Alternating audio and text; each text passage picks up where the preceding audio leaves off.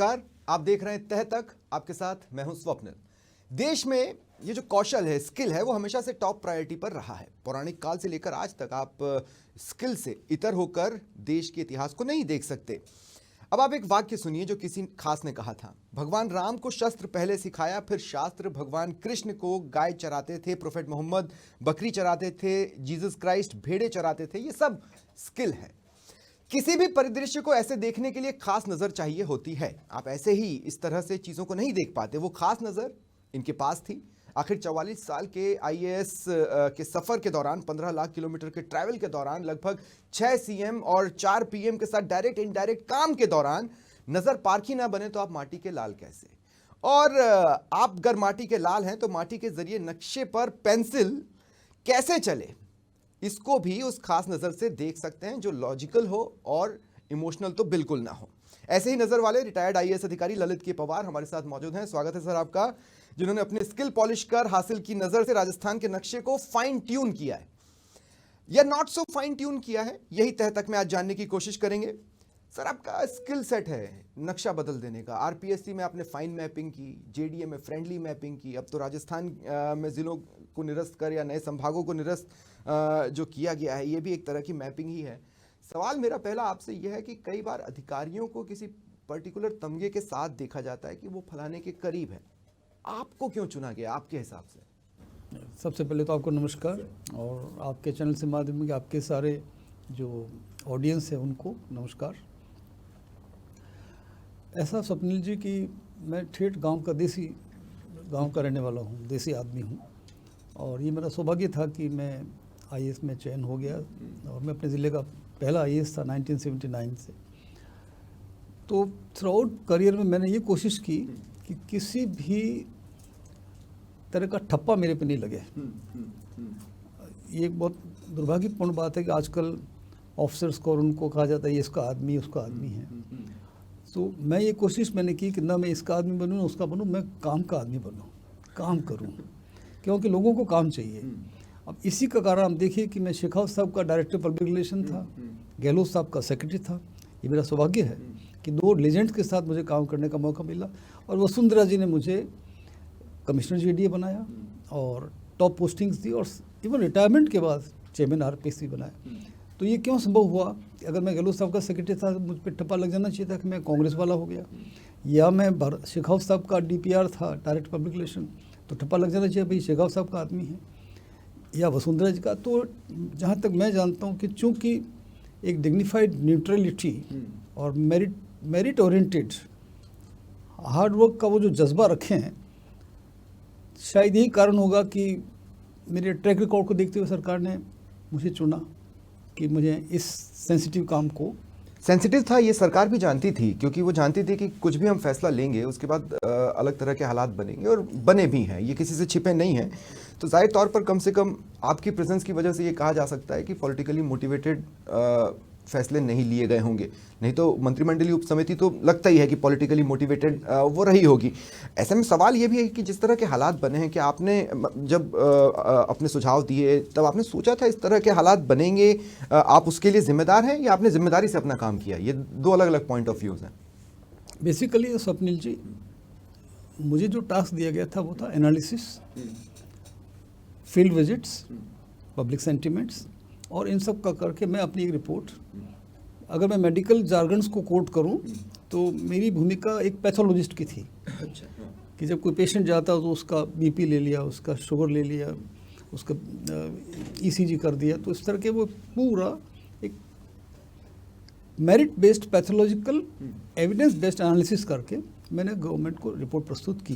तो आपकी ब्रीफिंग क्या थी? और ब्रीफिंग ये स्पष्ट थी कि भाई ये जिले बने, इतने थे, इनका आप रैशनलाइजेशन, इनका रैशनल क्या है, और साथ में ये भी मुझे कहा गया कि इसको अपन जरा कंपेयर करें, नेशनल नॉर्म्स क्या है, हमारे जो कंपेरेबल स्टेट्स हैं उनके नॉर्म्स क्या हैं। कंपेरेबल स्टेट्स का मतलब जो अपने ही एरिया के आसपास लगते हुए हैं, मध्य प्रदेश है, गुजरात है, हरियाणा है, उत्तर प्रदेश है, और फिर कॉन्ट्रास्ट के लिए एक आध साउथ का या ईस्ट का भी ज़िला, इस तरह से। So basically mandate was very clear कि आप इसको गुणावगुणों पे, मेरिट उस पर करके आप अपनी रिपोर्ट दीजिए। ऑफ कोर्स अंतिम निर्णय तो हमेशा हमारे डेमोक्रेटिक सिस्टम में नहीं तो आपको कैटेगरीज क्या है? पॉलिटिकली होगा, डिसीजन जो होगा वो तो पॉलिटिकली होगा।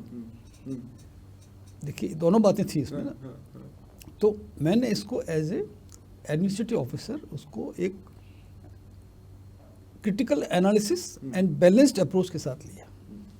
क्या कुछ कैटेगरीज दी गई थी सरकार की ओर से कि इन कैटेगरीज के आधार पर आप इसको देखो, परखो, क्योंकि क्राइटेरियाज की बात बार बार उठती हैं। सरकार ने यही कह दिया कि गहलोत राज में जो भी जिले बने वो किसी भी क्राइटेरिया को मैच नहीं। मुझे ये कहा गया था कि आप तो पवार साहब हमको ये बताइए स्टडी करके कि ये जो ज़िले बने गए हैं इनकी एडमिनिस्ट्रेटिव फिजिबिलिटी और क्या ये ज़िले बनने की योग्यता रखते हैं compare to national norms and comparable peer group norms. ये मेरा मैंडेट था। अच्छा, राजस्थान को हम देखें तो एक तो जनरल लैंड है, एक डेजर्ट लैंड है, एक वो बेल्ट भी है जो आदिवासी बेल्ट है। इसको इस नज़र से भी देखना होगा, लेकिन इसके अलावा भी तो इनपुट्स होते हैं, कल्चरल होते हैं, नेटवर्क को लेकर होता है, कनेक्टिविटी को लेकर होता है। तो गहलोत राज में 8 जगह फैसले सही हुए और 9 जगह फैसले सही नहीं हुए, ये निष्कर्ष कैसे निकल सकता है? जो बेसिक पैरामीटर्स था जिस पे हमने अपनी रिपोर्ट को बेस किया, 136 पेज की रिपोर्ट है with all facts and figures है।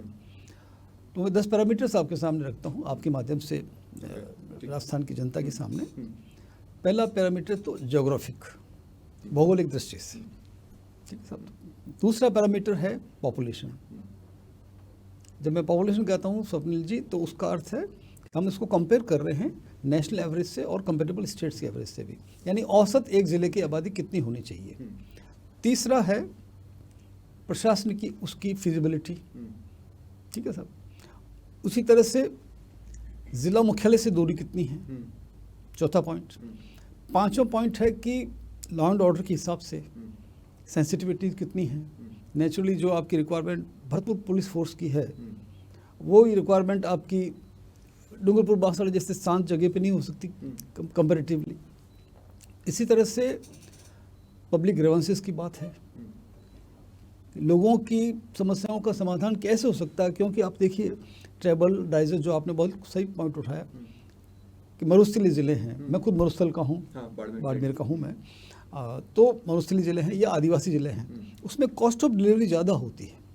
यानी जो लाभ मैं एक साथ 100 नागरिकों को एक गांव में सामान्य जगह पे पहुंचा सकता हूं, वो आदिवासी में 100 जगह पहुंचने के लिए मुझे ज़्यादा एफर्ट्स करने पड़ेंगे। वो अलग अलग मगरे में रहते हैं, रेगिस्तान में एवरेज डिस्टेंस बहुत होते हैं। Law and order, public grievances की बात बताई, और कनेक्टिविटी, हाँ वो कितना पिछड़ा है। जैसे मरुस्थल, आदिवासी, डांग, ये इस तरह के एरिया पिछड़े कहलाते हैं। इसी तरह से अपने उसमें आधारभूत सुविधाएँ कितनी हैं। जैसे जब 2 करौली को जिला बनाए गए तो वहाँ ऑलरेडी एडीएम और एडिशनल एसपी वगैरह काम कर रहे थे, तो एक तरह से अपन कह सकते हो 80% वो एक तरह से मैच्योर थे, ठीक है। बट अब जब दूदू को बनाया गया तो दूदू वाज नॉट मैच्योर्ड, अगर मैं कोट कर सकूं तो। अब चूंकि इस पे फैसला हो चुका है, अब तो हाई कोर्ट में लिटिगेशन भी है, तो मैं बाई नेम कह सकता हूँ कि दूदू तो कहीं तरह से सूट नहीं कर रहा था, डीक कर रहा था। इसी तरह से अगर इसी पैरामीटर से अपन आएंगे तो नेक्स्ट वाले में जो मैंने बताया था वो था कि 8 फैक्टर्स तो हो गए आपके इंफ्रास्ट्रक्चर का, मैंने बता दिया। इंफ्रास्ट्रक्चर में अपन दोनों देखें, फाइनेंशियल और एडमिनिस्ट्रेटिव इंफ्रास्ट्रक्चर, वो भी देखें। और फिर 9वां पॉइंट था कि अपन जब ट्रांसफ़र करते हैं, जैसे मान लीजिए आपने एक ज़िले को 2 ज़िले किए, तो ये कोशिश करें कि तहसील और ब्लॉक भी एंड ब्लॉक जाए। ऐसा नहीं हो कि तहसील का आधा हिस्सा उधर रह गया और आधा हिस्सा रह गया। जैसे अपने देश का जो विभाजन हुआ था, तो मेरे ही गांव के पास में गडरा रोड तो हमारे हिंदुस्तान में है और गडरा सिटी पाकिस्तान में चला गया। एक ही गांव के वो एक बड़ा एक तरह से इनऑर्गेनिक डिवीज़न हो जाता है। और लास्ट जो 10वां पॉइंट था वो था पब्लिक सेंटिमेंट्स, जन भावनाएं क्या है। आपने देखिए हमारे राजस्थान के जो सांस्कृतिक क्षेत्र हैं, जैसे मारवाड़ हो गया, गोड़वाड़ हुआ, वागड़ हो गया, मत्स्य हो गया, तो हम सब लोगों की एक कल्चरल आइडेंटिटी होती है। और मेरे पास इस स्टडी के दौरान कम से कम 40 से भी ज़्यादा विधायक साहिबान से मिला, 10 से ज़्यादा MP साहिबान से मिला, मिनिस्टर साहिबान से मिला, और 100 से ज़्यादा डेलीगेशंस मेरे पे आए। अब जैसे बनेड़ा के लोग आए कि साहब हम तो किसी हालत में शाहपुरा में नहीं जाना चाहते, हम तो भीलवाड़ा में रहना चाहते हैं। अब इवन दूदू वालों ने मुझे कहा कि साहब हम तो जयपुर ज़िला, कोई दूदू जिले के जो गांव वाले हैं वो शायद उनको ये कहने में भी कि एक तो आप ये कहें कि हम जयपुर ज़िले के रहने वाले हैं, एक कहें हम दूदू ज़िले के रहने वाले हैं, तो एक वो जो ब्रांड आइडेंटिटी होती है कि हम जयपुर ज़िले के हैं, Jaipur is a global brand, Dudu is not known comparatively. तो इस तरह से तो ये जो पब्लिक सेंटिमेंट्स की बात होती है, जैसे ब्रज एरिया है तो ब्रज वाले ब्रज में रहना चाहेंगे, वो मत्स्य में क्यों जाना चाहेंगे, रेगिस्तान वाले गोडवाड़, इस तरह के। लेकिन सर एक क्रॉस है मेरा, मैं आपसे ये समझना चाह रहा हूँ, जैसे भरतपुर से बेहद नज़दीक है डीग, लगभग 38-40 किलोमीटर की दूरी है, जयपुर से दूदू की दूरी 62 किलोमीटर है। तो आप ये जो कनेक्टिविटी की बात कर, अब डीग तो जिला रहने दिया लेकिन दूदू हमने खत्म कर दिया, तो इसके पीछे तर्क क्या हो सकता है? क्योंकि सिर्फ कनेक्टिविटी और डिस्टेंस ही एक फैक्टर नहीं थे, फैक्टर 10 थे। डीग का अगर आप लॉ एंड ऑर्डर से देखें तो ये जो कामा जोहरा बेल्ट है, मैं भारत में एडीएम रहा हूँ, कामा जोहरा बेल्ट है वो हमारे एक तरह से राजस्थान का जामताड़ बन चुका है। साइबर क्राइम कितने ज़्यादा हो रहे हैं, नंबर 1। लॉ एंड ऑर्डर में आप जानते हैं हमारे जो ये बॉर्डर स्टेट्स हैं उनके पैरामीटर्स अलग होते हैं।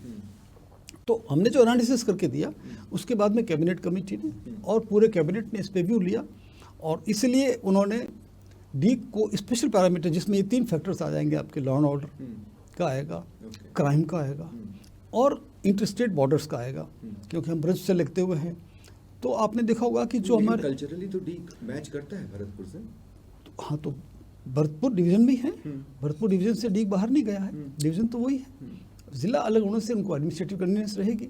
तो ये अपना कैबिनेट का व्यू रहा है और हमने तो एनालिसिस करके दे दिया था। अच्छा, किसी ज़िले की मांग बहुत पहले से हो, जैसे नीम का थाना का एग्जांपल है, और वो बहुत उग्र प्रदर्शन भी हुए हैं नीम का थाना में। अब सवाल ये उठता है कि नीम का थाना में ऐसा क्या नहीं था जो खैरथल में था, जबकि खैरथल डेवलपमेंट के नज़रिए से और कई पैरामीटर्स पर ओके है। तो अब ये निर्णय तो चूंकि कैबिनेट का निर्णय है तो इस पर तो टिप्पणी करना मेरे लिए मुनासिब नहीं होगा, बट हम ये कह सकते हैं कि अगर हम नॉर्म्स से चले तो हमने नॉर्म्स में थोड़ा इसमें डाइल्यूशन रखा। आपने शुरू में वो पॉइंट उठा लिया था कि एक तो जनरल जिला है, एक ट्राइबल और डेजर्ट जिला है। तो उसमें मैं आपको बता दूं कि 2 नॉर्म्स में हमने रिलैक्स किए थे। रिलैक्स कहाँ किए, वो जो हमने रिकमेंड किए थे कि जो नॉर्मल ज़िले में कितनी तहसील होनी चाहिए एवरेज, कम से कम, ठीक है सर। अगर अपन बात औसत की भाई एक जिले में, अगर हम राष्ट्रीय औसत पे देखें तो राष्ट्रीय औसत में अगर आप देखें तो हर पूरे भारत में 4242 आई गेस 788 ज़िले हैं, 788 ज़िले हैं, ठीक है सर। और हर ज़िले की अगर औसत पॉपुलेशन है 788 ज़िलों को डिवाइड कर दें हिंदुस्तान की 140 करोड़ आबादी से, तो एवरेज आता है करीब 23 लाख ज़िले की आबादी। नेशनल एवरेज की बात कर रहा हूँ मैं, पॉपुलेशन का बता रहे जी हैं, हाँ। एरिया का भी। और एरिया आता है 4212 स्क्वायर किलोमीटर, ठीक है सर। तहसील आती है 7.2। अब 7.2 तो हो नहीं सकती, या तो 7 होगी 8 होगी, but statistically speaking tehsil average 7 होनी चाहिए। ब्लॉक्स कितने, 9.2 ब्लॉक्स, ठीक है सर। और औसत गांव एक जिले में कितने होने चाहिए, 900। तो ये तो हो गया हमारा एक नेशनल पैरामीटर। अब इसको अपन कंपेयर करें कंपेरेटिबल स्टेट से, तो हमने इसकी स्टडी करने के बाद जो गवर्नमेंट को रिकमेंड किया कि सब चूँकि नेशनल नॉर्म 7 का है, तो आप चूँकि राजस्थान एक बहुत बड़ा हमारा राजस्थान जो है वो हिंदुस्तान का सबसे बड़ा ज़िला है एरिया वाइज। पहले मध्य प्रदेश था, मध्य प्रदेश में से छत्तीसगढ़ निकल गया तो अब राजस्थान सबसे बड़ा ज़िला हो गया। अकेला जैसलमेर ज़िला, जहाँ मुझे कलेक्टर 3.5 साल रहने का सौभाग्य मिला, वो केरल स्टेट के बराबर है। 38,000। ये लॉजिकल कैसे हो सकता है, हम उसी नेशनल पे नॉर्म्स को कैसे इससे मैच कर सकते हैं? इसलिए रिलैक्स किया गया। नॉर्म्स कैसे रिलैक्स किए हमने कि नेशनल नॉर्म्स अगर 7 तहसील का है, चलिए राजस्थान में 6 कर देते हैं जनरल के लिए, ट्राइबल के लिए 4, ट्राइबल डेजर्ट के लिए, यानी 4 तहसील पे भी जिला बन सकता है क्योंकि वो ट्राइबल और डेजर्ट है। इसी तरह से पॉपुलेशन पे आइए, हमारे यहाँ पॉपुलेशन डेंसिटी अगर भरतपुर धौलपुर में 275 के आसपास है, तो जैसलमेर बाढ़ में 15-20 के आसपास है। तो पॉपुलेशन डेंसिटी का भी एक पैरामीटर्स हो, तो हमने इसमें रखा कि जनरल 9.5 लाख, क्योंकि जो राष्ट्रीय औसत है वो तो 23 लाख है, तो 9.5 लाख जनरल, डेजर्ट में 6 लाख और ट्राइबल में 4 लाख। ये पैरामीटर्स हमने रिकमेंड की। तो एक बात बताइए, नीम का थाना में क्या मिसिंग था? मैं पर्टिकुलर केस को मैं आई एम सॉरी यहाँ नहीं डिस्कस कर पाऊँगा, क्योंकि वो एक गवर्नमेंट का डिस्क्रिप्शन है। बट नॉर्म्स के हिसाब से जो मैं आपको बता रहा हूँ, अब इन नॉर्म्स में कहीं न कहीं दिक्कत आई होगी, इसलिए कैबिनेट कमेटी ने रिकमेंड नहीं किया होगा। एक सवाल और जो मेरी जानकारी में है, राम लुभाया कमेटी हो या उससे पहले जो कमेटी रही है, अगर मैं गलत नहीं हूं तो परमेश चंद्र कमेटी, इन दोनों ही कमेटियों ने नए ज़िले बनाने का प्रस्ताव दिया, सुझाव भी दिया। राम लुभाया कमेटी ने तो 50 नए ज़िले तक की संभावनाएं खंगाली थी कि भाई 50 से ज़्यादा भी ज़िले हो सकते हैं, 60 तक हो सकते हैं, सरकार के ऊपर है वो चाहे जितने बनाए। उन्होंने 17 बनाए, जयपुर और जोधपुर को 2 अलग अलग हिस्सों में बांटा तो 19 मान लेते हैं। आपने तो बताया ही नहीं कि नए जिलों की पॉसिबिलिटी है या नहीं। या आइडियली राजस्थान स्टेट में जब हम एरिया की बात कर रहे हैं, पॉपुलेशन की बात कर रहे हैं, आपने अपनी रिपोर्ट में कहीं ये नहीं बताया है कि नए जिलों की पॉसिबिलिटी है या नहीं है? ये मेरे मैंडेट में नहीं था। मेरे मैंडेट में क्या था, रिव्यू था। तो basically my committee was called कि जिला पुनरीक्षण, मतलब इसका पुनर्परीक्षण करके बताइए कि वो जिला और संभागों के लिए, ठीक है sir. So this was HLEC, अगर ऑर्डर की कॉपी देखें आप, जो मैं लाया हूँ आपसे शेयर करूँगा, HLEC high level empowered committee for review of division and districts, ठीक है सर। तो जब अपन रिव्यू कर रहे हैं तो उसमें मेरा मैंडेट नहीं था कि इस नए जिलों को बनाया जाए। हाँ, हमने नॉर्म्स बता दिए। अब इस नॉर्म्स में अगले राउंड में गवर्नमेंट कभी किसी और को बनाना चाहे तो उस नॉर्म्स के हिसाब से चले, और कैबिनेट इज सुप्रीम, जो भी निर्णय ले सकता है। तो इसका मतलब है कि देखिए, आपने जब नए जिले प्रस्तावित नहीं किए, कहने का मतलब यह है कि आपको जितनी बाउंड्री दी गई थी आप उसके भीतर ही खेले, आपने कोई चौका छक्का लगाने की कोशिश नहीं की। सवाल तो यही है, क्यों? और दूसरा इसलिए कि ऑलरेडी जब हमने नेशनल पैरामीटर से कंपेयर किया, अब आप छोटा सा उदाहरण देखिए कि जब हमारा राजस्थान बना 26 जनवरी 1950 को, और हम जब एज ए राजस्थान स्टेट काम करने लगे तो 26 ज़िले थे। हम लोग जो स्कूल में थे तो 26 ज़िले, ठीक है सर। अब 1950 से लेके और 27वां जिला जो ऐड हुआ वो 1982 में ऐड हुआ है, धौलपुर ऐड हुआ था 15 अप्रैल 1982 को। तो आप देखिए कि 58 सालों में, यानी 58 ईयर्स में एक 27वां जिला जुड़ा। अब 27 को 33 बनने में भी 7 साल लगे, यानी एवरेज कह सकते हैं हर साल एक नया जिला बना। जैसे 82 में अप्रैल में धौलपुर बना, 91 में 3 जिले बने थे, 12, दौसा, राजसमंद। इसी तरह से 94 में हनुमानगढ़ बना। तो एक ग्रेजुअल प्रोसेस था। जबकि इस बार में एक ही ऑर्डर से, एक ही उसमें फ्लो में एक साथ आप देख लीजिए कि कितने ज़िले बने हैं जो अपना ऑर्डर इसमें 17 नए और 2 अगर जयपुर और जोधपुर को भी जोड़ लेते हैं तो फिर 19 मान लीजिए। 17 ज़िले और 3 डिवीजन बने, या अगर अपन ग्रामीण को जोड़ ले तो 19 ज़िले और 3 तरह बने। करेक्ट। हाँ, तो अब इसका एक प्रो आर्ग्यूमेंट भी है कि राजस्थान बहुत बड़ा स्टेट है, छोटे जिले एडमिनिस्ट्रेटिव कन्वीनियंट हैं। और जो इसके प्लस में आर्गुमेंट जाता है वो ये कि छोटे ज़िले, वो हरियाणा का उदाहरण अक्सर दिया जाता है कि हरियाणा या जो छोटे छोटे ज़िले हैं कॉम्पैक्ट होने से विकास की गति तेज होती है। यही गहलोत सरकार भी कह रही थी। हाँ, नहीं, हर गवर्नमेंट का अपना व्यू है, they have right to their view. Partly कुछ हद तक ये सही भी है, बट इसको अगर आप कंपेयर करें स्टेट के हिसाब से कि जो नाम्स हरियाणा के हैं क्या वो राजस्थान के हो सकते हैं? हम हरियाणा से एरिया में 5 से 10 गुना बड़े हैं स्टेट वाइज, हम तो लार्जेस्ट हैं। अगर हमने वही नॉर्म्स लगा दिए तो शायद हमको 150 जिले बनाने पड़ेंगे। अगर आप हरियाणा के नॉर्म्स को एज इट इज़ राजस्थान में लगाइए तो फिर 50 क्यों, फिर चलिए ठीक, आपका क्राइटेरिया नहीं था कि आप नए जिले बताएं, मैं वहाँ तक मैं आपकी बात से पूरी तरह सहमत हूँ। लेकिन आइडियलिस्टिकली कितने जिले होने चाहिए इसकी संख्या भी आपने नहीं बताई। आइडियलिस्टिक क्या कंडीशन बनती राजस्थान में मैक्सिमम नंबर ऑफ डिस्ट्रिक्ट्स की? अगेन चूंकि मेरे ये ब्रीफ में नहीं था, so I have not exceeded my brief. My brief was to review कि जो ऑलरेडी बना दिए गए हैं क्या उनकी फिजिबिलिटी और सर्वाइवेबिलिटी और उसमें मेरिट पे क्या है। तो आपने समीक्षा जल्दी कर ली? क्योंकि अब देखिए, राम लुभाया कमेटी को तो लगभग 1 साल का वक्त लगा अपने नतीजों पर पहुंचने में। आपने 59-60 डेज में ही शायद अपनी समीक्षा को 2 महीने का टाइम दिया था, मैंने उसको 59 डेज पे report they the. But report मैंने इसको थ्योरेटिकल नहीं बनाया है। मैं लगभग सभी जिलों में गया, नाइट हॉल्ट्स किए, अनूपगढ़ से लेके और खैरतल से लेके जहाँ जहाँ भी गए, कलेक्टर साहब। अनूपगढ़ पर भी सवाल उठ रहे हैं। अनूपगढ़ में तो आपने नाइट हॉल्ट किया, अनूपगढ़ पर सवाल उठ रहे हैं कि अनूपगढ़ के साथ ऐसा कैसे हो गया? किसी न किसी क्राइटेरिया को मैच नहीं किया। नॉर्म्स में नहीं आया। अनूपगढ़ में स्पेसिफिकली अगर आपको 4 याद हो, तहसील आ रही थी, जहाँ तक मुझे याद है तहसील कम पड़ रही थी, एरिया कम पड़ रहा था पूरा।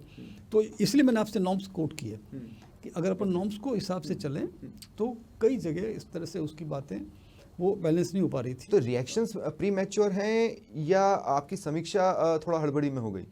देखिए साहब, ये स्वाभाविक है। कभी भी अपन किसी को कोई चीज़ दे दें और जब लेने की कोशिश करेंगे तो प्रतिरोध होना स्वाभाविक है। प्रजातंत्र में हर एक को अपनी बात कहने का अधिकार है। ठीक है, नीमका थाना और सीकर में जो रिएक्शन है वो ज़्यादा स्ट्रॉन्ग है कंपेरेटिवली। आप पूरे राजस्थान में देखिए कहाँ स्ट्रॉन्ग रिएक्शंस हैं। ले दे के नीमका थाना और सीकर में हुआ, बाकी वाला कहाँ हुआ। इसका मतलब एक तरह से लोग भी रिकन्सिडर, जैसे दूदू भी मान लीजिए, एक भी धरना प्रदर्शन हुआ नहीं हुआ, क्योंकि वो शुरू में उनको लग रहा था क्या ये सर्वाइव करेगा। जब तक आप दूदू में 3-4 तहसीलें और नहीं जड़ेंगे वो वायबल कैसे होगा। तो ये मुझे एक सवाल पर लाता है, रामलू भाई जी हैं या परमेश चंद्र जी हैं, उनकी एकेडमिक क्वालिफिकेशंस पर हम संदेह खड़ा नहीं कर सकते। सवाल मेरा ये है कि क्या उनकी कमेटियां, उनकी जो फाइंडिंग्स थी उसका आधार राजनीतिक था? इस पे मैं कोई टिप्पणी करना चाहूँगा। मेरे सीनियर्स रहे हैं और उन्होंने अपनी तरफ से खूब मेहनत करी। रामलू साहब की रिपोर्ट 250 पेज की रिपोर्ट है। और मैं तो उनको अपना गुरु मानता हूँ। गंगानगर में मैंने उनके साथ ट्रेनिंग ली है। तो उनकी रिपोर्ट तो एडमिनिस्ट्रेटिवली थी। अब उस पर निर्णय पॉलिटिकल वर्तमान में निर्णय लिए गए हैं। मैं ये कह सकता हूँ कि निर्णय हमेशा पॉलिटिकल होंगे, चाहे गवर्नमेंट का कॉम्प्लेक्शन कोई हो। ये पार्टी तो चांसेस हैं कि अभी भी हो सकते हैं पॉलिटिकल। ऑफ कोर्स देखिए, रिपोर्ट एडमिनिस्ट्रेटिव होगी और प्रजातंत्र में निर्णय लेकिन जिलों का फैसला भी तो प्रशासनिक ही होना चाहिए ना, राजनीतिक तो नहीं होना चाहिए। वो हो नहीं सकता। हमारे इस प्रजातांत्रिक फंक्शनिंग सिस्टम में कोई भी निर्णय एब्सोल्युटली ना तो राजनीतिक होगा ना एब्सोल्युटली प्रशासनिक होगा। It has to be happy blending of part administrative and part political. जो अपन मध्यम मार्ग कहते हैं ना, मुझे लगता है ये मध्यम मार्ग दोनों गवर्नमेंट ने चुना, प्रीवियस गवर्नमेंट ने भी और वर्तमान गवर्नमेंट ने भी। It has to be happy blending. ठीक है, आपने अब जब क्राइटेरिया आप गिना रहे थे ललित जी, तो आपने कहा कि जो आम नागरिक है वो जिला मुख्यालय पर कितना उसका एक्सेस है, ये भी हमको देखना होता है। अब मैं ये कहता हूँ कि जैसे अगर हम पंचायत लेवल पर जाते हैं तो 90 to 95% तो ऐसे लोग होते हैं जिनका काम ग्राम सेवक, पटवारी या शिक्षक वगैरह से ही संबंधित होता है और वो वहीं लोकल उसमें निपट जाता है। तो मसला ये बचता है कि क्या 5 से 10% लोगों के लिए वो एक्स्ट्रा दूरी मायने रखती है या नहीं। हो सकता है आर्थिक आधार पर उनके लिए मायने रखती है, उतना डिस्टेंस कवर करना, उतना टाइम वेस्ट कर देना। इस पर आपका क्या कमेंट है? ये भी तो आपने सोचा ही होगा ना लॉजिकली। एवरेज हमने ये लिखा कि जिला मुख्यालय से दूरस्थ गांव की दूरी, ये पैरामीटर था। ठीक है साहब, ये पैरामीटर नंबर जो था चौथा था, जो मैं आपको बताया डिस्ट्रिक्ट हेडक्वार्टर से दूरी कितनी है। ठीक है साहब। सो ये आप सही कह रहे हैं कि डे टू डे काम तो उनका तहसील, थाना, पटवारी, आरआई इस लेवल पे होता है। बट अब जिस तरह से लोगों में जागरूकता आ रही है, मोबाइल, टेलीफोन, ये सब से, तो लोग आजकल हायर से हायर अथॉरिटी से मिलना चाहते हैं। अब आप देख लीजिए, अगर आप एक ही ऑफिस में कलेक्टर भी बैठे हैं, कमिश्नर भी बैठे हैं, तो लोग पहले कमिश्नर से मिलते हैं, जबकि वो काम कलेक्टर का है। कलेक्टर बैठे हैं, उसी कैंपस में कोने में कहीं एसडीएम बैठे हैं, तो लोग एसडीएम वाले काम के लिए भी कलेक्टर चाहते हैं। एक ह्यूमन टेंडेंसी है। अगर मैं एक ऑफिस में गया और वहाँ एडिशनल एसपी बैठे हैं, तो काम थानेदार लेवल का, मगर मिलूंगा मैं एसपी से, तो उनको लगता है कि हम अगर जितनी हायर अथॉरिटी से मिलेंगे उतनी हमारी सुनवाई अच्छी होगी। और बाई चांस अगर लोअर अथॉरिटी कोई कंपेरेटिवली ढंग से काम नहीं कर रही है तो हायर अथॉरिटी उसको कर सकती है। तो आप देखिए, आज भी कलेक्टर और एसपी ये फील्ड लेवल पे एक तरह से सेलिब्रिटीज़ होते हैं। कलेक्टर साहब आ गए, एसपी साहब आ गए, आप देखिए, तो वो जब जाते हैं तो लोगों में एक अलग तरह का कॉन्फिडेंस आता है। और वैसे भी देखा जाए तो collector, SP, they represent the government at the district level. लेकिन कॉन्फिडेंस हिला भी है। अब मैं आपको बताता हूँ कैसे। ये जो नए ज़िले जो निरस्त किए गए, वहाँ पर भी राइजिंग राजस्थान को लेकर ज़िला लेवल के समिट्स हुए। लोगों ने एमओयू उसको डिस्ट्रिक्ट समझ के साइन किया। आज वो सकते में है कि साहब हम तो डिस्ट्रिक्ट समझ के आ रहे थे, अब वो सकते में कि हम करें, आगे बढ़ें या नहीं बढ़ें। इसमें मेरा काउंटर पॉइंट है। वो काउंटर पॉइंट ये कि वित्त विभाग से तो आपकी बात हुई होगी ना इस संबंध में? हाँ, मैं rising Rajasthan, I was invited. मेरा एक लेक्चर भी था राइजिंग राजस्थान में, क्योंकि मेरा विषय पीएचडी टूरिज्म में है, तो मैं टूरिज्म में मेरा एक प्रेजेंटेशन भी था। इसमें एक काउंटर पॉइंट ये रहता है कि अगर मैं एक एंटरप्रेन्योर हूँ, मैं इन्वेस्ट करने आ रहा हूँ, तो वो ज़िला है या नहीं है मैं ये नहीं देखूंगा। मैं ये देखूंगा कि मेरी कॉस्ट ऑफ प्रोडक्शन क्या है, मेरी मार्केटेबिलिटी क्या है, मेरा नेटवर्क क्या है, इंफ्रास्ट्रक्चर क्या है। ज़िला होना नहीं होना एक इंसिडेंटल है। अब जब ये डिसीजन हुआ तो एक ये आर्गुमेंट ले लिया गया कि भाई हमने तो इन्वेस्टमेंट ज़िला समझ के किया था, तो जो ज़िले नहीं हैं वहाँ इन्वेस्टमेंट अब तक कैसे हुआ। जैसे ब्यावर तो ज़िला अब बना है, उसमें करोड़ों अरबों का इन्वेस्टमेंट हो गया। बालोतरा ज़िला अब बना, रिफाइनरी कितने लाख करोड़, हाँ 55 बन रही है। तो for the sake of argument तो अपन कह सकते हैं कि साहब वो इन्वेस्टर अब कह रहा है अब जिला नहीं गया तो मैं इन्वेस्ट नहीं करूँगा, बट अगर अपन उसको मेरिट पे देखें तो मुझे नहीं लगता इसमें बहुत ज़्यादा दम है। आपको लगता है लोगों का जो दिल टूटा है वो समय के साथ भर जाएगा? पहली बात तो दिल टूटा ही नहीं है, थोड़ा बहुत बीपी इधर उधर हुआ होगा, दिल टूटा नहीं है। बट मुझे अभी भी लगता है कि उद्योगपति अपने पैरामीटर्स जो देखता है वो प्रोडक्शन के और प्रॉफिट के देखता है। वो ये नहीं देखेगा कि वहाँ जिला है, बल्कि कई बार तो काउंटर प्रोडक्टिव होता है कि जितना सीनियर ऑफिसर बैठा होगा उतनी ज़्यादा हमारे कॉम्प्लिकेशंस होंगे।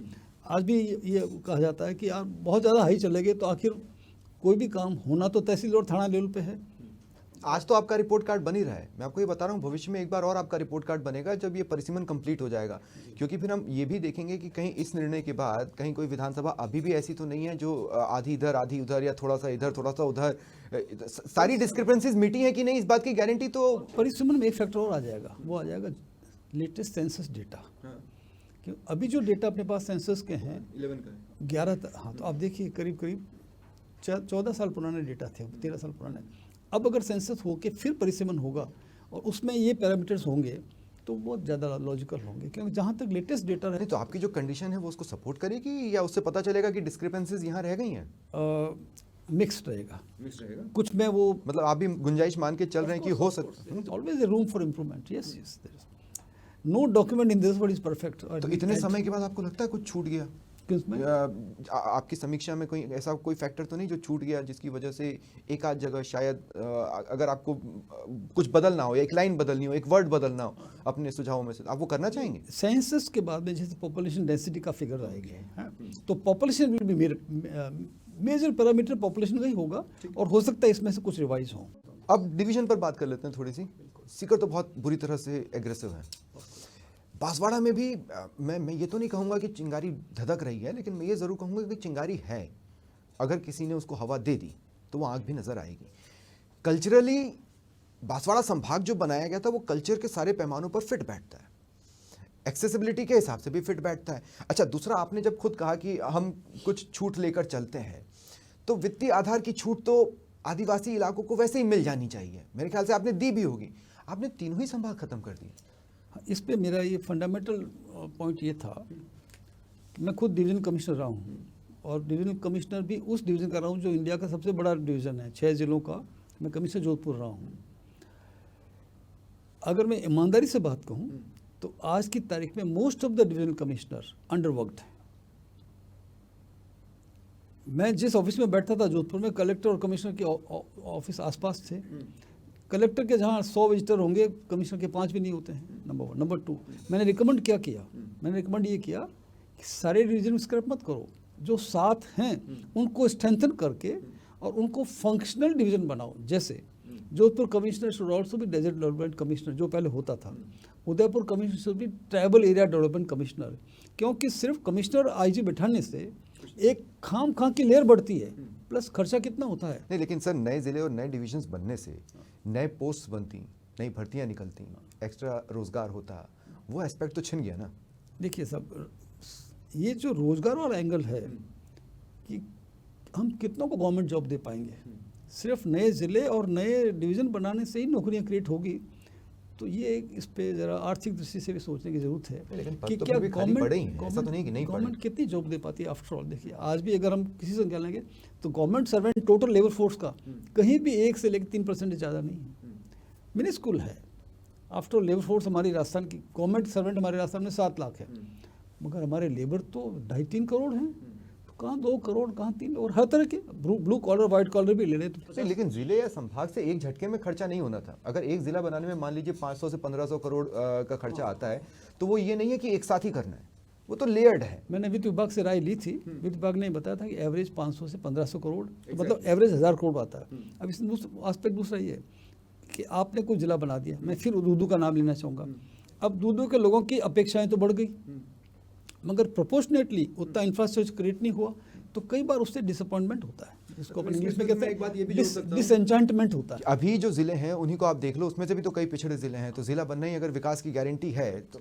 और वो एक थोड़ा फिर कई बार मोह भंग हो जाता है कि हमने बड़ा सोचा था कि जिला बनती पता नहीं क्या हो जाएगा, तो ऐसा कोई। लेकिन सर जब इलाकों की प्लानिंग होती है, जैसे मान लीजिए कि अगर सीकर संभाग होता तो मैं वहाँ पर धार्मिक टूरिज्म का एक सर्किट देख पा रहा था।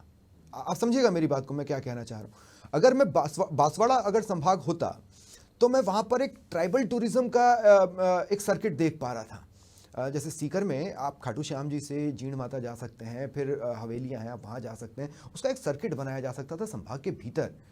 अब जब वो संभाग नहीं रहा तो संभाग के दृष्टिकोण से इस तरह के सर्किट्स की जो थ्योरी है वो सस्टेन कर पाएगी? नहीं, मैं इसे बता, मैं डायरेक्टर टूरिज्म रहा हूँ, वो जितने भी आप नाम ले रहे हैं, हमारा वागड़ सर्किट आज भी डायरेक्टर टूरिज्म की उस रिकॉर्ड पे आप जाके देखिए, there is a Vagad circuit, Shekhawati circuit, religious circuit, Krishna circuit, वो सारे सर्किट हमारे हैं, मरूद वगैरह सारे सर्किट्स हैं। नहीं मैं सब डेजर्ट सर्किट। उसका कोई पैकेजेस चलता हो या टूर वाले कोई पैकेजेस? मैं बता रहा हूँ आपको, गोल्डन ट्रायंगल पैकेज है हमारा, जयपुर दिल्ली आगरा, डेजर्ट ट्रिप हमारा पैकेज है, जोधपुर बीकानेर जैसलमेर, शेखावाटी पैकेज है, सीकर झुंझुनू चोरू। टूरिज्म का सर्किट बनना उसके डिवीजन बनने पे कहीं मयसर नहीं है, कहीं डिपेंडेंट नहीं है। ये मैं एज ए टूरिज्म के विद्यार्थी के रूप में विद कॉन्फिडेंस कह सकता हूँ और किसी भी फोरम पे इसको डिफेंड कर सकता हूँ। हाँ, तो मतलब वो सपने खत्म नहीं हुए, डिस्ट्रॉय नहीं हुए। किसी एरिया का टूरिज्म प्रमोशन उसका डिवीजन या डिस्ट्रिक्ट होना कोई मायने नहीं रखता। अब मैं 3-4 उदाहरण आपको दे दूँ। आज मंडावा टॉप हमारा शेखावाटी का डेस्टिनेशन है, न वो जिला है, न सब डिवीजन है, न डिवीजन है। इसी तरह से छोटा अपना ले लीजिए अवनेरी की बावड़ी। तो अब ये ऐसे उदाहरण हमारे पास कई हैं जिसमें नॉन डिस्ट्रिक्ट नॉन डिवीजन भी बहुत हॉट टूरिस्ट स्पॉट्स हैं, क्योंकि उसमें टूरिज्म का जो अट्रैक्शन है। अब रणकपुर है, वो तो तहसील भी नहीं है, but Ranakpur is a big draw. Haldi Ghati, मेरा मतलब है कि टूरिज्म जब प्रमोट किया जाता है तो वो उसकी कल्चरल, हिस्टोरिकल और उस वैल्यू से किया जाता है। अब वो डिवीज़न है या नहीं है उसका कोई डायरेक्टली इम्पैक्ट नहीं होता है। आर्गुमेंट के लिए अपन कह सकते हैं कि अगर डिवीज़न होता तो बांसवाड़ा सर्किट प्रमोट होता। तो आज भी डूंगरपुर में हेरिटेज होटल है, वहाँ is very popular, tourist Gujarat के खूब जाते हैं डूंगरपुर बांसवाड़े में। और वागड़ सर्किट आज से नहीं है, 25 साल से है। हम डायरेक्टर टूरिज्म थे 91 में, तब से वागड़ सर्किट है, शेखावाटी सर्किट है, चंबल सर्किट है, डांग सर्किट है। सर्किट की कोई कमी नहीं, उस सर्किट कभी भी डिपेंडेंट नहीं रहेगा कि वो जिला या डिवीजन। तो आप फिर रियायत देना ही क्यों चाहते थे? जब आपने शुरुआत में बताया कि मैंने अपने स्तर पर कुछ छूट भी सोचकर रखी, तो फिर आप अब जैसे माना ये जा रहा है कि सलुम्बर पर्यटन महत्व वाले किले महल की वजह से बच गया, तो ये तो आपकी रियायत का आधार नहीं होगा ना? तो या बालोतरा रिफाइनरी की वजह से बच गया, ये तो आपका आधार नहीं रहा होगा ना? या खैरथल तिजारा चूंकि राष्ट्रीय राजधानी क्षेत्र के नज़दीक है, और राष्ट्रीय राजधानी क्षेत्र का फायदा तो भरतपुर को कितना मिल रहा है ये हम सभी जानते हैं। तो कहने का मतलब ये बच गए तो ये रियायतों की वजह से बचे। मैंने आपसे बताया ना कि डेजर्ट और ट्राइबल के नॉर्म्स डाइल्यूट किए गए थे, जो मैंने आपको बताया था। तो सलुम्बर ट्राइबल है, बालोतरा डेजर्ट है, तो 6 की बजाय 4 तहसील में क्वालिफाई कर रहा था। तो आप देख लीजिए आज की तारीख में जहाँ जहाँ ये हमने नॉर्म्स डाइल्यूट करके बनाए, तो वहाँ लोगों में एक तरह से अच्छा मैसेज गया। आप सेटिस्फाइड हैं अपने वर्क से? और पॉपुलेशन सेंसस के बाद वापस इसकी रिव्यू की गुंजाइश बनेगी, ये मेरा मानना है, क्योंकि उसमें कुछ पैरामीटर्स चेंज होंगे, तहसील के पैरामीटर्स चेंज होंगे, डिस्ट्रिक्ट के पैरामीटर्स चेंज होंगे, और अगर वो चेंज पैरामीटर होते हैं तो अकॉर्डिंगली रैशनलाइजेशन वापस भी हो सकता है। ये तो एक जिसको कहते हैं तो कंटिन्यूस प्रोसेस है। हालांकि ये तो अभी भी गुंजाइश छोड़ी गई है पंचायत समितियों को लेकर, पंचायतों को लेकर, जिनका कंस्ट्रक्शन ही या पुनर्गठन ही एक तरह से मैं कहूँ तो जिलों के आधार पर ही होना है, उन्हीं तर्कों के आधार पर होना है। ये तो मुझे इनिशियली जब मैंने ये सुना था मुझे लगा था कि ये लॉलीपॉप है, लेकिन लॉलीपॉप नहीं है, ये एक रिक्वायरमेंट है। डिस्ट्रिक्ट, उसके बाद में जिला परिषद, फिर अर्बन बॉडीज, पंचायत समिति, पंचायत, इसी तरह से आप division, district, sub division, tehsil, RI circle, patwar circle, इन सब का रैशनलाइजेशन होना चाहिए। और यथासंभव tehsil should be coterminous with the block, SDO should be coterminous with the additional SP, DSP, जो भी उस सर्कल का इंचार्ज है, और जिला। तो इस तरह से अगर एडमिनिस्ट्रेटिव कोहेरेंस रहता है, नहीं मैंने कहा एक तहसील अगर। अच्छा, एक बात बताइए, आप अपने वर्क से सेटिस्फाइड हैं? ऑलमोस्ट सेटिस्फाइड हैं या सेटिस्फाइड हैं? हाँ, मैं बिल्कुल, मैंने अपनी तरफ से 100% पूरी मेहनत करके रिपोर्ट दी। और उसके बाद जब फैसला लिया गया, उसने आपको चौंकाया या आपको लगता है कि नहीं, आपने जो भी सुझाव दिए थे, जो प्रस्ताव बनाए थे, उसका सार यही हो सकता है? जो मैंने रिपोर्ट दी है उससे कैबिनेट या कैबिनेट कमेटी बाध्य नहीं है, वो एक सपोर्टिंग डॉक्यूमेंट है। फाइनल व्यू हमेशा कैबिनेट को लेना होता है। नहीं, पर जब मामला आज जब जुरिस्डिक्शन में है, जब कोर्ट में है, हो सकता है आपकी रिपोर्ट तो वहाँ कोर्ट होनी ही होनी है, और हो सकता है आपको भी बुलाया जाए, आपके पास भी आंसर्स तो होने ही चाहिए। तो कहने का मतलब इसलिए मैं पूछ रहा हूँ, आप चौंके या आपको लगा कि हाँ मेरे रिपोर्ट पर यही हो सकता था, या इसके अलावा भी कोई निर्णय हो सकते थे? चूँकि ये गवर्नमेंट का प्रेरोगेटिव है, उस पर मैं कोई टिप्पणी नहीं करना चाहूँगा, और माननीय उच्च न्यायालय बोलेगा तो जाके हम भी अपनी बात कहेंगे, क्योंकि ये मेरी सिर्फ रिपोर्ट है, निर्णय गवर्नमेंट का है। तो ये अपन डिस्टिंक्शन कर लें कि पैथोलॉजिकल एनालिसिस मेरा है और प्रेस्क्रिप्शन मेरा है, पैथोलॉजिकल एंड पार्ट डायग्नोसिस, मगर प्रेस्क्रिप्शन वो हमारी कैबिनेट का है या राजस्थान सरकार का है। ठीक है, अब आप मेरे साथ हैं और मैं अगर आरपीएससी पर बात ना करूं तो भी ठीक नहीं होगा। मैंने पहले भी कहा कि आरपीएससी का नक्शा भी आपने अपने वक्त में बदला था, जिसको आज भी याद किया जाता है, आज भी अप्रिशिएट किया जाता है, लेकिन वो नक्शा भी टिक नहीं पाया। किसी न किसी ने आके उस नक्शे को बदल दिया, जैसे राजस्थान का नक्शा आपके सुझावों पर बदला है। क्या लगता है आपको, चीज़ें कहाँ गलत चली गई? आरपीएससी मुझे 2 साल काम करने का सौभाग्य मिला। 110 एग्ज़ाम मैंने करवाए, 100 एग्ज़ाम डिजिटल थे। मेरा अभी भी मानना है कि जो भी फिजिकल प्रॉब्लम है स्वप्निल जी, गो डिजिटल। इसलिए मैंने आपको फिगर दिया, मैंने 110 एग्ज़ाम कराए, उसमें से 100 डिजिटल थे। तो जब पेपर छपेगा ही नहीं तो लीक कैसे होगा?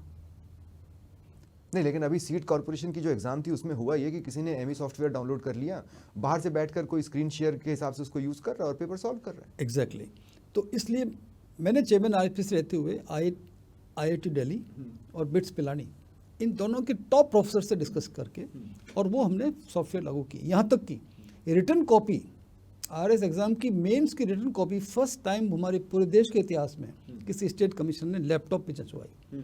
OTP protected, absolutely safe. So much so UPSC chairman Deepak Gupta साहब आए, उनको हमने प्रेजेंटेशन दिया और फिर उन्होंने सारे स्टेट्स के चेयरमैन को बुला के आरपीएससी से प्रेजेंटेशन करवाया कि किस तरह से फिजिकल प्रॉब्लम्स का डिजिटल सॉल्यूशन हो सकता है। और इसलिए मैं ये बिल्कुल विद ड्यू ह्यूमिलिटी कह सकता हूँ कि 2 साल के हमारे कार्यकाल में एक पेपर लीक नहीं हुआ, करीब 44,000 सिलेक्शन हुए, 29 तरह के एग्जाम हमने कराए, बट ज़्यादातर हमने डिजिटल रखे। तो आपके रास्ते से आरपीएससी कब भटका आपके हिसाब से? नहीं, भटका नहीं एक्चुअली। उसमें क्या कि आज भी वो डिजिटल कर रहे हैं, जैसे मैंने पता नहीं, किया लेकिन था। उसमें मैंने आपको बताया सीट कॉर्पोरेशन वाले में जैसे ही जो परीक्षा देने बैठा, एमई सॉफ्टवेयर डाउनलोडेड था, बाहर कोई व्यक्ति बैठा हुआ है, उसके साथ स्क्रीन शेयर हो गया, अब वो बाहर से आंसर्स कर रहा है और सारी चीज़। इसमें इसका कारण मैं बताऊं कि जैसे मैं था 15 से 17, अब अपन बात कर इसमें तो पिछले 7 सालों में टेक्नोलॉजी आप देख रहे हैं कितनी फास्ट इवॉल्व हो रही है। अभी मैं बात कर रहा हूँ और बाहर निकलेंगे तब तक नई चीज़ आ चुकी होगी आजकल। एक तो टेक्निकल से ब्रेक थ्रू। अब छोटी उदाहरण, ब्लूटूथ से पहले नकल करते थे ईयर वो बड्स लगा के, तो हमारे आईजी विजिलेंस, हमारे retired IPS officer Bahadur Singh Rathore, उनको हमने दिल्ली भेजा, वो एक जैकेट खरीद के लाए। वो नकल वाले वो जैकेट पहनते थे, अंदर से वायर्ड थी और अपने सोचते बेचारा जैकेट पहन के, जैकेट के अंदर से ब्लूटूथ इनेबल वायरिंग थी और उसमें उसका जो स्पीकर हल्का सा कान में लगा देते पता नहीं चलता था। और जैसे ही पेपर आया तो लोग जो मिले भगत वाले थे वो वॉशरूम जाने के बहाने उस पेपर को व्हाट्सएप कर देते और वो सॉल्यूशन करके उसको डिक्टेट कराते रहते।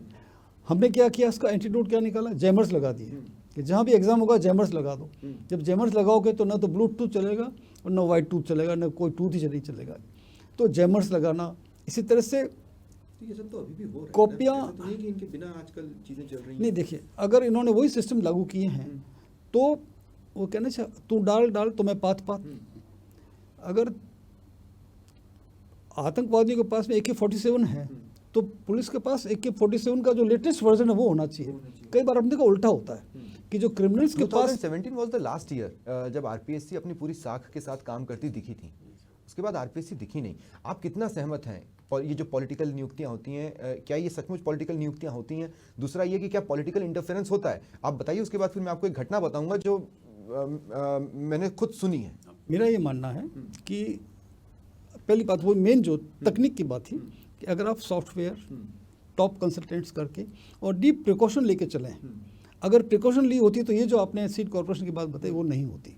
इसका मतलब कहीं न कहीं लैप्स रह गया है। अब वो लैप्स डिलिबरेट है या नहीं, that's a matter of investigation. उस पर I would not like to comment. एक पॉइंट इसमें ऐड कर लेता हूं मैं कि ये सिर्फ हमारे स्टेट की समस्या तो है नहीं, गुजरात में भी है, मध्य प्रदेश में भी है, जगह जगह भी है। बीच में तो जब ये डिजिटल वर्ल्ड इतना नहीं था तब व्यापम जैसी बात भी सामने आई थी मध्य प्रदेश में, आपको भी पता ही है, किसी से छुपा नहीं है। पिछले साल की शुरुआत में हमने नीट के पेपर को लेकर देखा किस तरह की स्थितियां बनी, सुप्रीम कोर्ट में भी चीज़ें कहीं। तो इसका मतलब है कि हम ही डाल हैं, बाकी दुनिया पात पात है।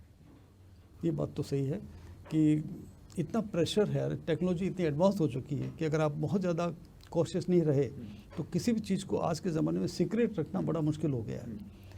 अब ऐसे ऐसे सॉफ्टवेयर आ गए हैं कि एक दो बार मैंने यहाँ तक देखा कि आपका मोबाइल पड़ा, मेरा मोबाइल पड़ा, मैंने कहा स्वप्निल जी मैं सोच रहा हूँ कोई अच्छी सी गाड़ी ले लूँ। पता चला जब मैंने खोला तो अच्छी गाड़ियों की लिस्ट आ रही थी। यानी इस हद तक, यानी even when you are not talking somebody is listening to you. तो ये कुछ ऐसे फैक्टर्स हैं कि हमको टेक्नोलॉजिकली इतना रहा, क्योंकि जब हमने 2017 में कॉपियाँ लैपटॉप में जिसवाई तो हम लोग एक तरह से we were in sync with the times. कोई मैंने पूरी कंट्री में पहली बार नहीं जिसवाई, स्टेट कमीशन ने पहली बार जिसवाई, बट वो ऑलरेडी बिट्स पिलानी IIT वगैरह में हो रही थी, तभी तो मैंने इसको अडॉप्ट किया। तो आपको बेस्ट प्रैक्टिसेस को अडॉप्ट करना होगा। ये इसीलिए मैं आलोक राज जी की तारीफ करना चाहता हूँ। मैंने महसूस किया ही इज एक्सपेरिमेंटिंग, और वो लगातार एक्सपेरिमेंट कर रहे हैं। वो चाहते हैं कि मैं आगे रहूं, अगर कोई मेरे साथ दौड़ लगा रहा है तो वो मेरे से आगे ना निकल जाए। ये उनका बिल्कुल। I appreciate Alok Raj ji. मैंने उनसे फ़ोन पे बात की, उनको बधाई दी मैंने। अच्छा। कि भाई आपने इतने अच्छे एग्जाम कराए, और चूंकि वो फौजी है ना, उन्होंने आपसे सजेशन ली कुछ? फौजी, हाँ हमारा डिस्कशन हुए थे, मैंने उनको बताया, मैंने उनको रिक्वेस्ट की, मैंने कहा please go digital as far as you can go. देखिए हर एग्जाम तो डिजिटल हो नहीं सकता। अब RAS एग्जाम में 5-10 लाख लोग बैठते हैं, इसलिए हमारे पास वर्क स्टेशन नहीं है। तो जहाँ वर्क स्टेशन हमारे पास राजस्थान में 15-20 हज़ार थे, तो जहाँ तक 20 हज़ार तक का होता हम लोग सारा डिजिटल करते थे। बट जैसे ही संख्या 8-10 लाख हुई तो मुझे भी 10-12 एग्जाम फिजिकल कराने पड़े, मगर उसमें हम कलेक्टर साहबान का, SP साहबान का पूरा लेके और फुल टाइम लगा रखे थे हमने, जैमर्स लगा रखे, technologically, logistically, law and order, कई तरह के फैक्टर्स थे। दूसरा मैं कहूँगा भगवान की कृपा थी, सौभाग्य था कि लीक नहीं हुआ, नहीं तो लीक तो होने की संभावना तो होती है, हर वक्त होती है। तो मैं ये कह सकता हूँ कि आज भी for every physical problem there is a digital solution, kindly go for that. There is a physical problem जिसको हम राजनीतिक हस्तक्षेप कहते हैं। इसीलिए मैंने आपसे कमिंग बैक टू वही जो क्वेश्चन मैंने आपसे पूछा कि क्या पॉलिटिकल नियुक्तियां एक हकीकत हैं, क्या पॉलिटिकल इंटरफेरेंस एक हकीकत है? क्या आपके समय में आपको पॉलिटिकल इंटरफेरेंस का सामना करना पड़ा? पे मैं कोई टिप्पणी करना चाहूँगा, मेरे पास तो कोई पॉलिटिकल इंटरफेरेंस नहीं आया, बिकॉज मैंने 2 साल काम किया। और अब इस पे ये मेरे दायरे के बाहर की बात है कि आप इसको पॉलिटिकल इंटरफेरेंस कहेंगे या मैनेजमेंट कहेंगे, कुछ भी कहेंगे, बट इस पे मैं कोई टिप्पणी नहीं करना चाहूँगा, बिकॉज हर सिस्टम का हर एक किसी चीज़ को अपना- सुधारना है तो उसकी सच्चाइयों का तो सामने आना जरूरी है। तो मैं यहाँ उदाहरण देना चाहूँगा UPSC का। UPSC पे आज तक कोई भी आरोप क्यों नहीं लगा? क्यों? इसलिए नहीं लगा कि एक तो उनके सिस्टम्स फुल प्रूफ है, उनका एक कैलेंडर है, और उन्होंने अपना आप को इस तरह से इंसुलेट कर लिया है कि उनके अपॉइंटमेंट्स आप देखिए एकदम छांट के ठोक बजा के होते हैं। तो अब इसलिए UPSC का आज तक कोई पेपर लीक नहीं हुआ या कोई इस तरह की वो नहीं आई, तो हमें उसको एडॉप्ट करना चाहिए। अच्छा, क्या ये जब हम कहते हैं कि सिस्टम में तो वही चेहरे बैठे हैं जो लगातार फेलियर्स का सामना कर रहे हैं, मैं ये नहीं कह रहा कि हर एक चेहरा लूजर है, लेकिन मैं ये कह रहा हूँ कि क्या हम उस एस्पेक्ट को नहीं सोच रहे? हो सकता है कमी उस लेवल पर हो, टॉप लेवल पर ना हो सकता है टॉप लेवल पर हो, नीचे के लेवल पर ना हो। डिपेंड करता है आप कैसे काम लेते हैं। अब जैसे मैं RPSC जब गया 2015 में, तो मेंबर साहबान तो वही थे ना, हाँ? उन्हीं मेंबर्स ने शानदार काम करके दिया ना। तो डिपेंड करता हाउ यू लीड, आपकी लीडरशिप कैसी है, किस एडमिनिस्ट्रेटिव लीडरशिप आप करते हो। क्या सिस्टम खुद रेजिस्ट नहीं कर सकता? मैं ये देखिए, मैं बता रहा हूँ क्यों। कौन सा स्टेट था नहीं बताऊंगा, कौन से मंत्री थे वो भी नहीं बताऊंगा, लेकिन मैं ये ज़रूर बताऊंगा कि पब्लिक सर्विस से जुड़े एक बड़े अधिकारी को फ़ोन आया कि भाई हमारी पहचान का एक फलाना व्यक्ति है और वो इंटरव्यू में आएगा, हो सके तो कुछ देख लेना। उन्होंने कितनी अच्छी बात बोली, एक काम करो मैं आपको गेस्ट इंटरव्यूअर बनवा लेता हूँ, लेकिन कंप्यूटर सेलेक्ट करेगा कि किस रूम में कौन इंटरव्यू लेगा, तो आप उसी रूम में जा पाओगे कि नहीं इस बात की भी गारंटी नहीं है। मुझे लगता है कि उन्होंने विशुद्ध बेवकूफ़ बनाया और सामने वाला बन गया क्योंकि वो भी टेक्नोलॉजिकली साउंड नहीं था। तो सिस्टम रेजिस्ट तो कर सकता है, अगर सिस्टम रेजिस्ट करना चाहे। क्या सिस्टम रेजिस्ट नहीं कर रहा है? ये सिस्टम कर सकता है अगर वो सिस्टम इस तरह से डिज़ाइन किया हुआ हो। और यहाँ मैं कोट करना चाहूँगा, जब मेरे से पहले एक चेयरमैन साहब थे ML कुमावत, जो रिटायर्ड IPS, और वो CBI में रहे थे, तो उनका सिस्टम काम करने का CBI मतलब ओरिएंटेड था। उन्होंने जो रिफॉर्म्स इंट्रोड्यूस किए वो हम आज भी फॉलो कर रहे हैं, तो उसकी वजह से काफ़ी फुल प्रूफ सिस्टम चला। डिपेंड ये करता है कि सिस्टम में इनबिल्ट वो डिवाइस हो जो मेल प्रैक्टिसेस को चेक करने की सामर्थ्य रखता हो, और इसके लिए आपको एक्स्ट्रा माइलेज करना पड़ेगा। अब मैं तो चेयरमैन आरपीएससी था, मुझे क्या ज़रूरत थी कि 4 दिन जाके मैं पिलानी में रुका, नाइट होल्ड्स किए, आईआईटी दिल्ली के प्रोफेसर से मिला। तो अगर आपने होमवर्क किया है, फिर वो सिस्टम्स को सीख के आए और फिर उसको लागू किया, तो डिपेंड नहीं करेगा कि आप उसको मेथोडिकली किसी भी प्रॉब्लम का उसका डायग्नोसिस करके कैसे अप्रोच करते हो और फिर पूरी शिद्दत से उसमें लग जाओ, तो आपको सारे सबके सपोर्ट मिलेगा, मीडिया का भी मिलेगा, पॉलिटिकल सपोर्ट भी मिलेगा, एडमिनिस्ट्रेटिव भी मिलेगा। और वही टीम आरपीएससी की थी।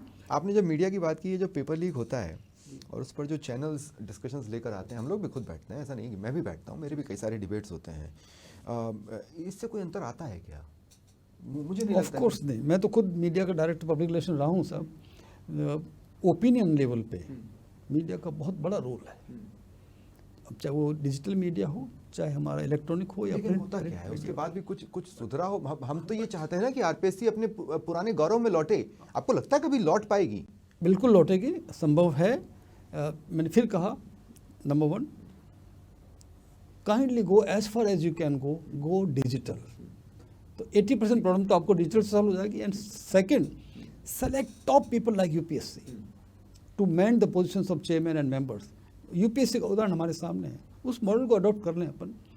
अब फिर चूंकि प्रजातांत्रिक व्यवस्था है, तो we can not rule out political inputs. मैं उसको इंटरफेरेंस नहीं मॉडल को करूंगा, नहीं यूज कर इनको रहे हैं, मैं ये भी तो हो सकता है। इसका तो नतीजा मैं ये भी निकाल सकता हूँ कि इसीलिए तो वो मॉडल नहीं ला रहे हैं। मैं इंफेरेंस नहीं, मैं इसमें वो इंटरफेरेंस की बात नहीं कर रहा, मैं कह रहा हूँ it is in a democratic polity you cannot wish away politicians, they are part and parcel of the system.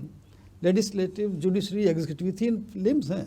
अब डिपेंड ही करेगा कि सब अपने दायरे में रह के करें, और यूपीएससी का क्लासिक केस हमारे सामने है। तो I think that module should be adopted by. मेरा आखिरी एक सवाल नहीं है, बल्कि मैं आपके ऊपर छोड़ रहा हूँ, आप क्या बोलना चाहेंगे, लेकिन इस पॉइंट ऑफ व्यू पर कि जब 9 नए ज़िले निरस्त किए गए और 3 संभाग खत्म किए गए, कमिंग बैक जहाँ से हमने इंटरव्यू चालू किया था, उसके बाद एक पर्टिकुलर पोर्शन है जो आपको विलन के तौर पर पोर्ट्रे करने की कोशिश कर रहा है। क्या आप उनको जवाब देना चाहेंगे? नहीं तो आप सीधे कह सकते हैं मुझे जवाब नहीं देना। मैंने अपना काम किया, वो अपना काम कर रहे हैं, बाकी इसके बियॉन्ड मैं कोई टिप्पणी नहीं करना चाहूँगा। बहुत बहुत शुक्रिया, बहुत बहुत शुक्रिया, आपने तमाम सवालों के जवाब बहुत धन्यवाद, बाकी से दिए। बहुत बहुत शुक्रिया। ये थे हमारे साथ ललित के पवार जी तहतक में, और नए ज़िले संभाग जो निरस्त हुए उन पर तो उन्होंने राय रखी। किस्मत हमारी भी अच्छी थी कि आरपीएससी पर भी खुलकर बात हुई है। बहुत बहुत शुक्रिया आप सभी का हमारे साथ जुड़ने के लिए। फिलहाल इतना ही, नमस्कार।